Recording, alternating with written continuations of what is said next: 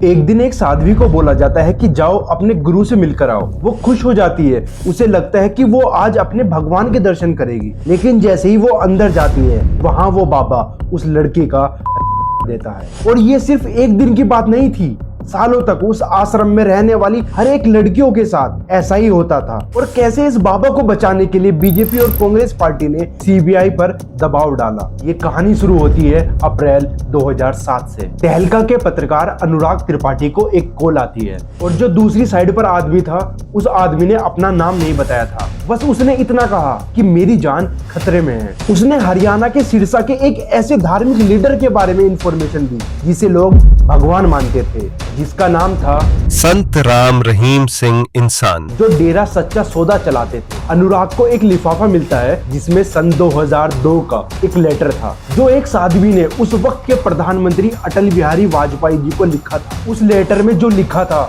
उसे सुनकर आपकी रूह कांप जाएगी। उस लेटर में लिखा था कैसे सैकड़ों लड़कियों का शोषण हो रहा था। मैं पंजाब की रहने वाली हूँ। पिछले 5 सालों से मैं डेरा सच्चा सौदा सिरसा हरियाणा में एक साध्वी के रूप में सेवा कर रही हूँ। यहाँ मेरे साथ और मेरे जैसी सैकड़ों लड़कियों के साथ हर दिन 18-18 घंटे सेवा करवाई जाती है। लेकिन यह सेवा नहीं है, यह शोषण है, शारीरिक भी और मानसिक भी। मेरे परिवार के लोग महाराज के अंध श्रद्धालु हैं। उन्हीं की प्रेरणा से मैं डेरे में साध्वी बनी। 2 साल तक सब सामान्य लगता रहा। फिर एक दिन रात के लगभग 10 बजे महाराज की परम शिष्या साध्वी गुरुजोत मेरे पास आई। उसने कहा, तुम्हें पिताजी ने गुफा में बुलाया है। मैं पहली बार वहां जा रही थी। मैं बहुत खुश थी। मुझे लगा आज स्वयं परमात्मा ने मुझे बुलाया है। लेकिन गुफा में पहुंचकर जो मैंने देखा वह मेरी सोच से परे था। महाराज बिस्तर पर बैठे थे, हाथ में रिमोट था। सामने टीवी पर अश्लील फिल्म चल रही थी। बिस्तर के सिरहाने एक रिवॉल्वर रखी हुई थी। मेरे पैरों तले जमीन खिसक गई। मुझे चक्कर आने लगे। मैं सोच भी नहीं सकती थी कि महाराज ऐसे हो सकते हैं। उन्होंने टीवी बंद किया, मुझे पास बैठाया, पानी पिलाया और कहा, मैंने तुम्हें अपनी खास प्यारी समझकर बुलाया है। हम तुझे दिल से चाहते हैं, तुम्हारे साथ प्यार करना चाहते हैं, क्योंकि तुमने हमारे साथ साधु बनते वक्त तन मन धन सब सतगुरु के अर्पण करने को कहा था। तो अब ये तन मन हमारा है। जब मैंने विरोध किया तो उन्होंने कहा, इसमें कोई शक नहीं, हम ही खुदा है। क्या यह खुदा का काम है? हमारी सरकार में बहुत चलती है। हरियाणा व पंजाब के मुख्यमंत्री, पंजाब के केंद्रीय मंत्री हमारे चरण छूते हैं। राजनीतिज्ञ हमसे समर्थन लेते हैं, पैसा लेते हैं और हमारे खिलाफ कभी नहीं जाएंगे। हम तुम्हारे परिवार के नौकरी लगे सदस्यों को बर्खास्त करवा देंगे। सभी सदस्यों को अपने सेवादारों से मरवा देंगे। सबूत भी नहीं छोड़ेंगे। ये तुम्हें अच्छी तरह पता है कि हमने गुंडों से पहले भी डेरे के प्रबंधक फकीर चंद को खत्म करवा दिया था, जिनका अता पता तक नहीं है, ना ही कोई सबूत बकाया है, जो कि पैसे के बल पर हम राजनीतिक व पुलिस और न्याय को खरीद लेंगे। आज मैं यह सब डर के बावजूद बोल रही हूँ, क्योंकि चुप्पी और अपराध को ताकत देती है।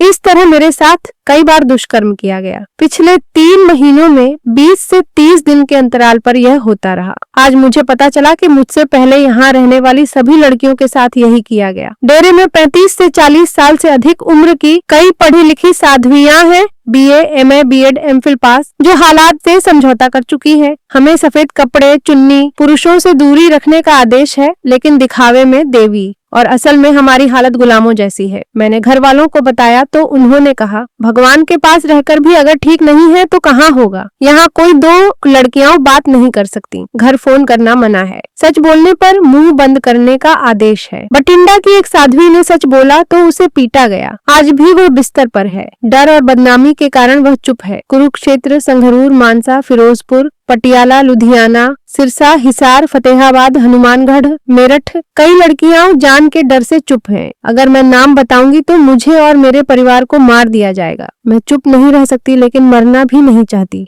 मैं सिर्फ सच्चाई जनता के सामने लाना चाहती हूँ। डेरा का मतलब होता है कैंप, और हरियाणा के सिरसा में डेरा सच्चा सौदा की जो स्थापना थी वो मस्ताना बलोचिस्तानी जी ने की थी, जिनका मकसद था कि हर धर्म के लोग एक साथ मिलकर रहे। और उनके बाद शाह शतनाम जी ने इसे आगे संभाला। लेकिन 23 सितंबर 1990 को कुछ ऐसा हुआ जिसने सबको चौंका दिया। एक 23 साल का नौजवान गुरमीत राम रहीम, डेरे का तीसरा लीडर, घोषित कर दिया गया। लेकिन इसके पीछे की कहानी बहुत ज्यादा डरावनी है। कुछ इन्वेस्टिगेटिव जर्नलिस्ट का कहना है कि राम रहीम और उसके दोस्तों ने शाह सतनाम सिंह जी के सर पर AK-47 रख के उन्हें मजबूर कर दिया था कि वो राम रहीम को अपना उत्तराधिकारी घोषित करें। जहां पुराने जितने भी गुरुज थे वो सब स्पिरिचुअलिटी पर ध्यान देते थे, पर जो राम रहीम था वो पैसे का भूखा था, वो फेम का भूखा था, वो लग्जरी का भूखा था। राम रहीम ने डेरे को एक नया ब्रांड बना दिया। वो कोई आम बाबा नहीं था, वो रोक शो करता था, वो चमकीले कपड़े पहनता था और वो 5 फीट ऊंचे सिंहासन पर बैठकर सबको प्रवचन देता था। उसने हॉस्पिटल भी बनाए, गिनीज वर्ल्ड रिकॉर्ड भी बनाए, जैसे कि सबसे बड़ा ब्लड डोनेशन कैंप या ट्री प्लांटेशन कैंप। ये सब उसका PR स्टंट था ताकि लोग उसे भगवान मानने लगे। लेकिन उसका असली खेल था राजनीति। राम रहीम एक वोट बैंक का किंग मेकर बन गया। उसके पास करोड़ों फॉलोवर थे जो उसके एक इशारे पर किसी भी पार्टी को वोट देकर जिता सकते थे। कांग्रेस हो या फिर BJP, इन सभी पार्टियों के सभी नेता राम रहीम के डेरे पर माथा टेकने आते थे और इसी पॉलिटिकल प्रोटेक्शन की वजह से इसके जो इतने गुनाह हैं वो हमेशा दबे रहे। राम रहीम ने एक प्राइवेट आर्मी बनाई और एक ऐसा सिस्टम बनाया जहां उनके जो फॉलोवर्स हैं उनकी पूरी जिंदगी, उनका पैसा, उनकी शादी, उनका हर एक मूव डेरा कंट्रोल करता था। डेरा सिर्फ एक स्पिरिचुअल जगह नहीं था, वो एक फाइनेंशियल एम्पायर बन चुका था। 700 एकड़ की जमीन, अपनी फैक्ट्री, अपने स्कूल, अपने प्रोडक्ट, अपने हॉस्पिटल, सब कुछ अपना था। और राम रहीम का इतना बड़ा वोट बैंक बन चुका था, चाहे वो हरियाणा हो चाहे पंजाब, इन दोनों स्टेट में वो किसी भी पार्टी को चुनाव जितवा सकता था।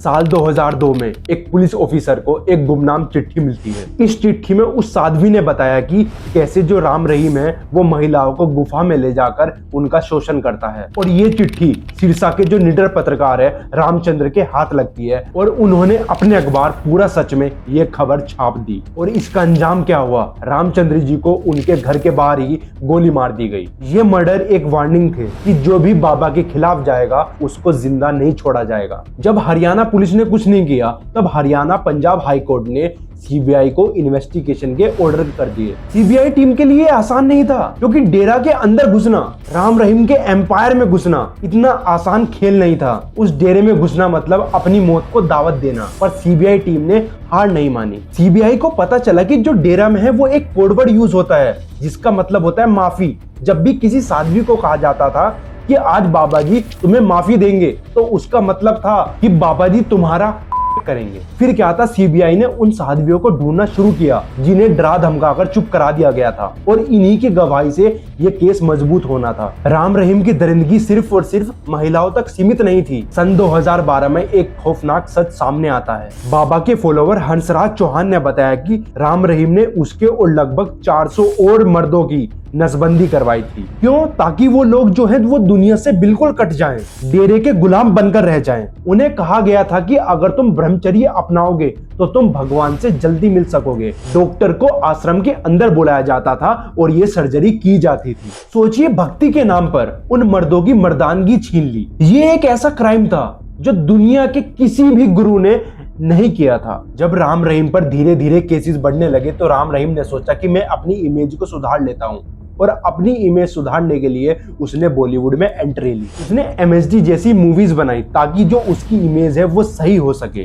राम रहीम की मूवीज को बैन करने की मांग उठी थी। बॉलीवुड ने खुद इसको बैन करने के लिए कहा था पर पॉलिटिकल इन्फ्लुएंस के द्वारा इस मूवी को रिलीज करा दिया गया। मूवी में वो दिखाता था कि वो ड्रग्स के खिलाफ है, वो देशभक्त है, वो गरीबों का मसीहा है। इन मूवीज के द्वारा उसने अपने फॉलोवर्स के दिमाग में एक चीज बैठा दी कि मैं इतना अच्छा काम कर रहा हूं तो इसीलिए सरकार मुझे फंसा रही है। और उनके फॉलोवर्स ने सोचा कि जो हमारे भगवान हैं यानी कि राम रहीम पर अत्याचार हो रहा है तो इसलिए 2017 में दंगे होते हैं और धीरे धीरे केसेस आगे बढ़ते हैं। CBI की इन्वेस्टिगेशन आगे बढ़ती है और फाइनली वो दिन आ जाता है जिसका इंतजार सभी 15 सालों से कर रहे थे। पंचकुला की CBI कोर्ट के जो जज थे जगदीप सिंह, उनके ऊपर काफी ज्यादा प्रेशर था पर उन्होंने किसी की एक ना सुनी और उन्होंने ये फैसला सुना दिया कि जो राम रहीम है वो गिल्टी है। और जैसे ही फैसला आता है हरियाणा में ऐसी हालात हो जाते हैं कि जैसे कि सिविल वॉर होने वाला है। एकदम से दंगे भड़क जाते हैं और चारों तरफ आग ही आग दिखाई देती है। बाबा के फॉलोअर्स पूरे हरियाणा में आग लगा देते हैं, गाड़ियां जला देते हैं और लगभग 40 लोगों की जान चली जाती है। और इस कंडीशन को देखते हुए राम रहीम को गाड़ी के द्वारा नहीं बल्कि हेलीकॉप्टर के द्वारा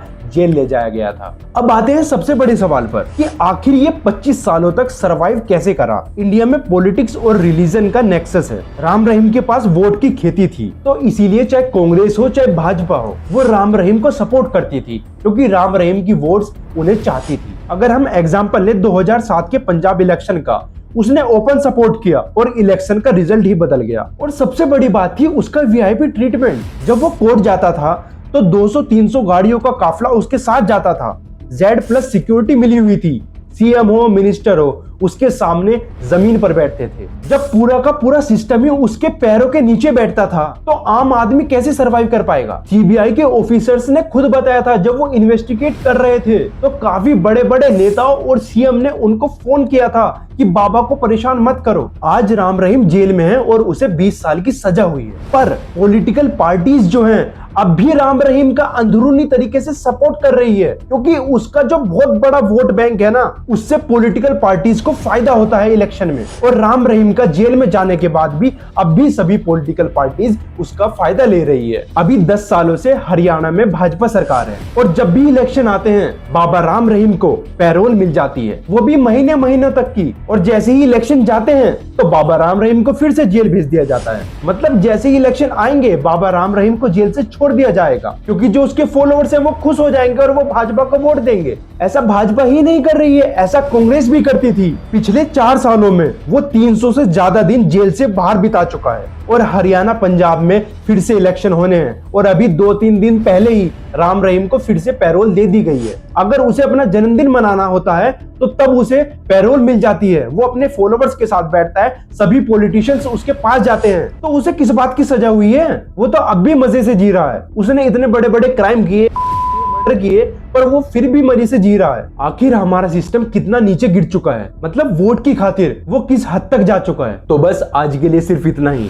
बस मैं जाते जाते इतना ही कहूंगा कि अपनी आंखों को खोलिए और सच को देखिए और कमेंट में अपना ओपिनियन जरूर दें।